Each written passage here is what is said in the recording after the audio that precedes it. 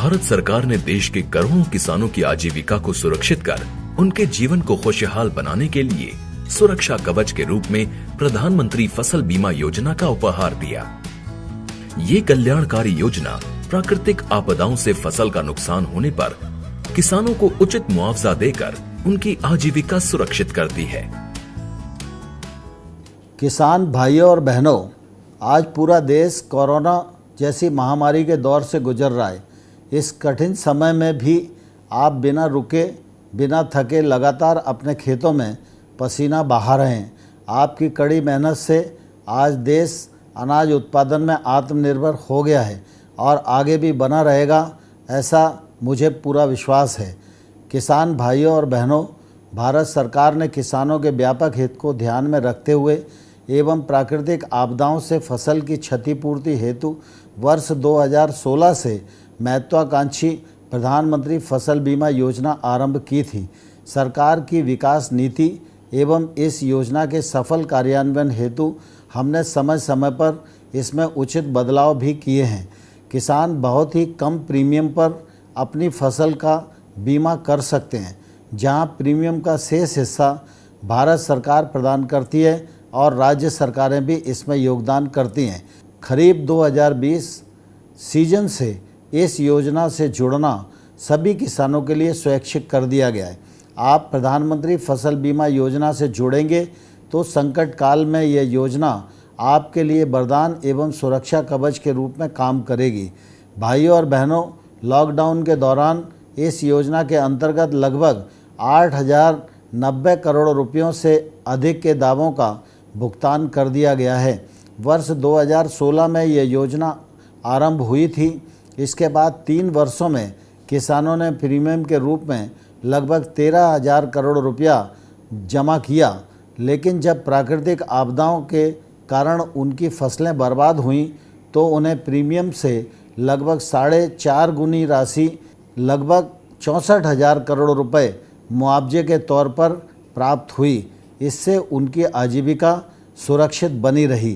किसान भाइयों और बहनों, यदि ऋणी किसान बीमा योजना का लाभ उठाना नहीं चाहता तो उसे कट ऑफ तारीख से कम 7 दिन पहले संबंधित बैंक शाखा जिससे उसने फसली ऋण लिया है में अपना आवेदन दाखिल कर देना चाहिए। भारत सरकार ने यह कदम कई कृषक समूहों की मांग और उनकी सलाह पर उठाया है, क्योंकि हम सबका साथ, सबका विकास और सबका विश्वास की नीति पर चलते हैं। इस बदलाव के बावजूद प्रीमियम की हिस्सेदारी में कोई बदलाव नहीं किया गया, वह पहले जैसी ही है, यानी सभी खरीफ फसलों के लिए अधिकतम 2%, सभी रबी फसलों के लिए 1.5% और व्यावसायिक तथा बागवानी फसलों के लिए अधिकतम 5% है। एक अन्य बड़ा बदलाव करते हुए अब बीमा कंपनियों को उनसे संबंधित राज्यों में 3 वर्ष के लिए व्यवसाय आवंटित करने का अधिकार दिया गया है। इससे अब बीमा योजना का लाभ दूर दराज के गांवों तक पहुंचने में मदद मिलेगी और बीमा कंपनियां किसानों की सेवा बेहतर रूप से कर सकेंगी और दावों के निपटान में भी शीघ्रता लाई जा सकेगी। भाइयों और बहनों, हमने ऐसी व्यवस्था की है कि अब प्रीमियम सब्सिडी में राज्यों की हिस्सेदारी और फसल कटाई से संबंधित आंकड़े शीघ्रता से जारी हो जाएं। दावों के शीघ्र भुगतान में यह एक मुख्य बाधा थी जो अब दूर कर दी गई है। अब दावों को लटकाने भटकाने की गुंजाइश नहीं है। हम शीघ्र भुगतान, किसान का कल्याण के रास्ते पर आगे बढ़ चले हैं। इसी क्रम में भारत सरकार ने राज्यों और केंद्र शासित प्रदेशों को और अधिकार देकर बीमा योजना को लचीला बना दिया है।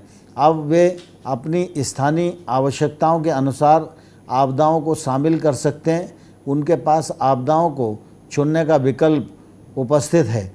किसान भाइयों और बहनों, मैं आपको विश्वास दिलाना चाहता हूँ, माननीय प्रधानमंत्री जी के नेतृत्व में भारत सरकार आपकी समृद्धि के रास्ते में आने वाली हर बाधा को दूर करने के लिए प्रतिबद्ध है।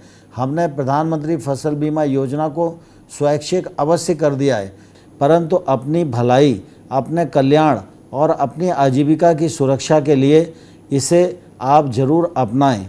इस योजना में पंजीकरण के लिए ऋणी किसान सेवारत बैंक शाखा में जा सकते हैं, जहां से उन्होंने केसीसी कृषि ऋण लिया है।